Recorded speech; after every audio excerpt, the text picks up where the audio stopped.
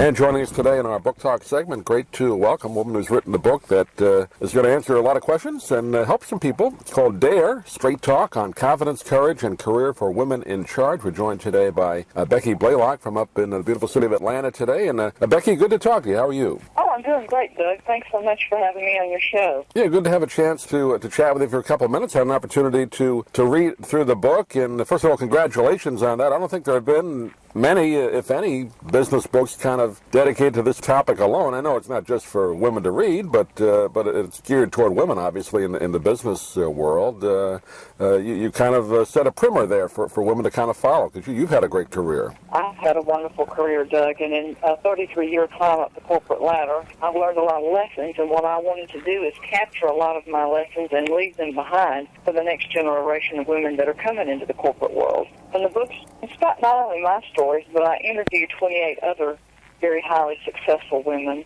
and asked them for some of their nuggets of advice, and those are included in the book as well. So I hope it'll be helpful for that next generation of women, because there haven't traditionally been that many women who have been in the C-suite. And I wanted to make sure that the lessons I learned were left behind, and hopefully will help that next generation. And men can benefit as well. Some of the lessons that are in there are just as applicable for men as they are for women. It's just that there haven't been many business books written by women. Right. I was going to say, you kind of mentioned there, not the percentage, I think you say in the book is about, 14% women in the executive suite, executive positions in business. I thought it would have been higher by now, so that's still kind of low, isn't it? Yeah, it's changing. When I first came to work in the business world in the 70s, there were no female officers in my company at all. And I was the first woman to hold many of those senior level jobs. And if you looked at business schools, there weren't very many women in business schools. Fast forward 30 years, and the majority of people in business school today are women, almost 60%. And if you look at professional jobs in our country, 52% of professional jobs are now held by women. That number crossed over the 50% number in 2002. I could understand originally why there weren't more women in the C-suite, because there just weren't very many women in the pipeline. Mm-hmm. But, that was 11 years ago that women had crossed over, and there were more women in professional jobs. So you would think we would have made more progress by now. But hopefully that's coming in the coming years as more women get prepared and are in more senior roles, and as there's more support for them so that they can be successful. Yeah, you're right about that. I took a business degree up in Long Island at Adelphi, and this was early 80s, late 70s, and you're right, I can hardly think of too many women that were in those classes. I didn't think of it at the time, but you're right, it was about 98% men. So, yeah, so that has changed. Yeah, the same could be said for the medical profession and for the legal profession. You just didn't see women going into those areas, but today the sky's the limit. Just about every ceiling has been broken, and there's no reason why women can't be just as successful in some of these jobs as men. Now, you talk a little bit in the book about it, but is there still kind of, I know it's less prevalent now, I would hope, but that kind of, prejudice against women, you're kind of dealing with, chauvinism and all that. Is that getting better, or is it still there, or what do you think? I think it's better, but it's definitely still there.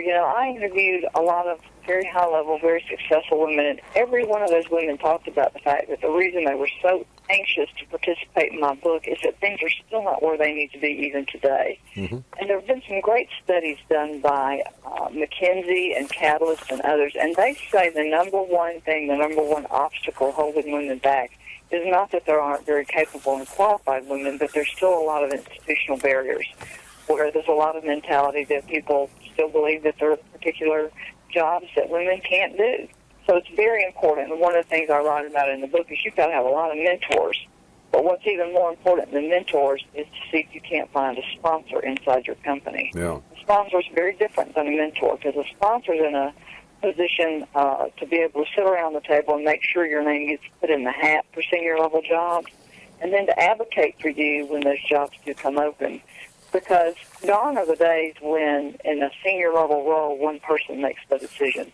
Those decisions are typically made by a team of people. And when they're discussing who the candidates are, everybody's got their own candidate that they're pulling for. If you don't have somebody that's pulling for you, then you're never going to get the job. I don't care how qualified you are. Yeah, they have kind of a vested interest at that point in you. right? Absolutely. Yeah. Absolutely. And I have three sort of messages in my book. The first one is really dare to know who you are and what it is that you want. A lot of times, as a senior officer, I mentored a lot of men and women. And sometimes the men would struggle with that, but most of it would be the women. When I would sit down and mentor them, I'd say, what is it you want? And they say, well, I really don't know. I'm like, well, if you don't know, that's not something I can figure out for you. I can help you, and I can guide you and get where you want to go, but only you can decide that. So I spend a lot of time in the first part of the book talking about figuring out what it is that you want and then writing it down, because if you're not even willing to make the investment writing it down, then the likelihood of you making it happen is pretty slim from there. Yeah. But there pretty much isn't anything that you can't make happen if you decide what you really want. And then the second thing is be willing to get outside of your comfort zone, to really stretch it by taking risks, going into areas where you may not be 100% knowledgeable of everything that goes on in that area. But you've absolutely, in today's corporate world, got to be willing to step out and go into those areas where you may not be comfortable, learn a new job, and then grow yourself so that you're ready to move to the next level.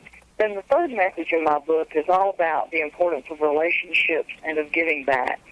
That the most successful people are people who give before they get. And really, there's two great philosophers. One who pretty recently made what I thought was a great statement, and that's Deepak Chopra, who said, the universe has a perfect accounting system. You pretty much get back exactly what you give. And I really go further than that because I've always gotten back 10 times more than what I have given. Yeah. And then back in the early 1900s, Andrew Carnegie hired a guy named Napoleon Hill to go out and interview what were then 500 of the most successful people at the turn of the century. And what Napoleon Hill learned in interviewing all of those individuals was really a couple things. Number one was that they all expected themselves to be successful, which kind of goes back to the first part of my book, dare to begin within. And then the second thing is that they were all very generous and that they were very giving and that they gave in advance of receiving.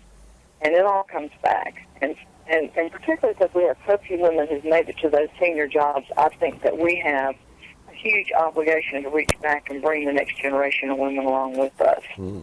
Good advice, and like you said there, our parents always told us, be good to other people.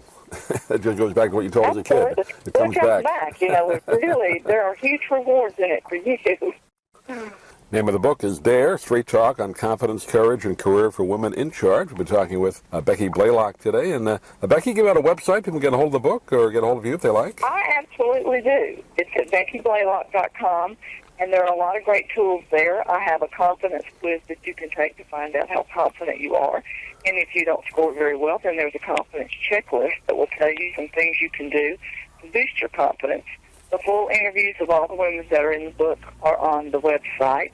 And there's a place there where you can contact me if you need information directly from me. Great. Becky, appreciate you taking a few minutes today. I know you have a lot to do because you're a busy woman, but appreciate you taking the time, and hopefully we can talk to you again. No, thank you, Doug. I really appreciate it, and I hope anybody that reads the book really